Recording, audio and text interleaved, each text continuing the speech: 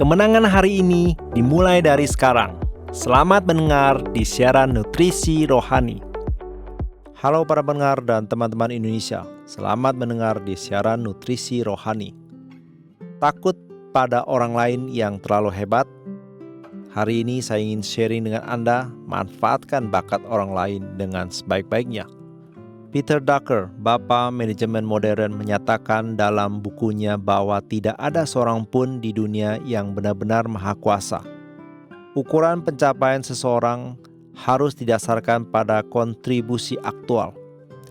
Jika tidak, kita hanya akan fokus pada siapa yang baik dan siapa yang buruk, dan apakah saya menyukai orang ini, tanpa mempertimbangkan apakah orang tersebut dapat berkinerja luar biasa baik di posisinya.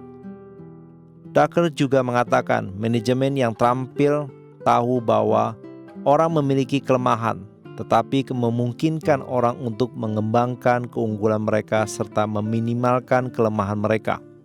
Misalnya, seseorang yang sangat berbakat dalam bidang akuntansi, tapi tidak pandai dalam berkomunikasi interpersonal, tidak boleh langsung diangkat menjadi manajer. Drucker kemudian menggunakan Jenderal Marshall sebagai contoh dengan mengatakan karena Marshall mahir dalam manajemen personalia, dia membina sejumlah besar perwira paling mantap dalam sejarah, dan hampir tidak ada jenderal yang dipromosikannya yang gagal. Alasan utama adalah karena Marshall menunjuk orang, dia sering bertanya pada dirinya sendiri, apa yang dapat dilakukan orang ini? Setelah ia menentukan apa yang dapat mereka lakukan, kekurangan mereka menjadi hal sekunder. Akhirnya penulis mendorong pembaca bahwa lingkungan kerja saat ini tidak hanya kompleks tetapi juga menantang.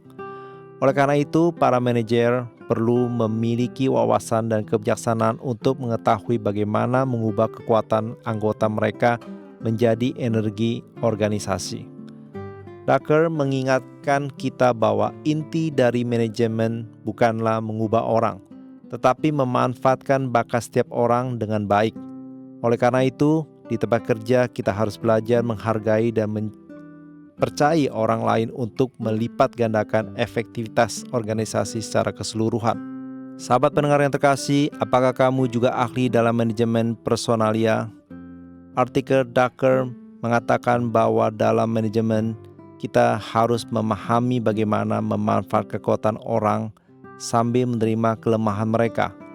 Manajer yang bijaksana tidak berharap untuk menemukan jenius sempurna untuk mengisi suatu posisi, tetapi lebih menyesuaikan peran berdasarkan karakteristik setiap orang untuk melengkapi kekuatan mereka.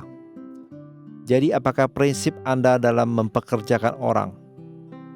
Dalam Alkitab, kita juga dapat belajar dari hikmat Tuhan dalam menggunakan manusia. Ketika Tuhan ingin mengirim Yesus ke dunia, Dia perlu menemukan seorang perawan untuk menjalankan tugas penting ini. Namun Dia tidak memilih seseorang yang berstatus tinggi di mata dunia. Tetapi Maria adalah seorang wanita yang tinggal di desa kecil. Tuhan memilihnya untuk menjalani misi yang sangat penting ini. Untuk menjadi ibu Yesus, ini menunjukkan bahwa Tuhan menghargai kualitas batin, bukan penampilan luar atau status duniawi. Seperti yang dikatakan Alkitab, Tuhan tidak memandang manusia seperti manusia memandang rupa manusia. Manusia memandang rupa luar, tetapi Tuhan memandang hati. Pilihan Tuhan tidak didasarkan pada kecerdasan atau kondisi eksternal. Oleh karena itu, meskipun kita tampak biasa saja dalam bakat dan lemah dalam kepribadian, kita tetap dapat menjadi bagian penting dari rencana Tuhan. Sahabat terkasih, Tuhan tidak melupakan Maria di masa lalu, dan Dia tidak akan melupakan kamu di hari ini. Kamu mungkin sering meremahkan diri sendiri karena kelahiranmu, penampilanmu, pendidikanmu, atau pengalamanmu. Tetapi yang Tuhan hargai adalah hati kita dan kesetiaan kita untuk tunduk. Oleh karena itu, ketika kita bersedia membuka hati kita dan membiarkan Tuhan membimbing dan membentuk hidup kita, hidup kita akan dipenuhi dengan rahmat dan bakat Tuhan. Dan kita pasti akan menjadi benjana, berprestasi dalam rencananya yang agung dan menerima kemuliaan yang melampaui semua harta benda duniawi. 1 Samuel 16 ayat 7. Manusia melihat apa yang di depan mata, tetapi Tuhan melihat hati. Setiap episode 5 menit, mari mengisi kembali energi positif untuk diri sendiri. Nutrisi Rohani adalah acara yang dibuat oleh Gereja Kristen Brand of Life Sakhaina Taiwan, yang disiarkan setiap minggu di saluran YouTube versi Indonesia. Disiarkan kepada Anda yang sibuk dalam kehidupan sehari-hari, supaya bisa mendapatkan dukungan spiritual untuk pulihkan semangat Anda. Anda juga bisa berbagi saluran YouTube kepada teman dan keluarga Anda, sehingga mereka juga bisa mendengarkannya. Untuk mendengar lebih banyak topik-topik yang menarik, silakan cari Nutrisi Rohani di saluran YouTube, dan Anda juga dapat meninggalkan pesan kepada kami di bagian komentar, sehingga kami bisa saling berdiskusi dan memberi dukungan dan kekuatan positif. Kalau Anda merasa video ini bermanfaat buat Anda, jangan lupa klik like dan tekan tombol lonceng untuk subscribe acara ini. Terima kasih dan sampai jumpa.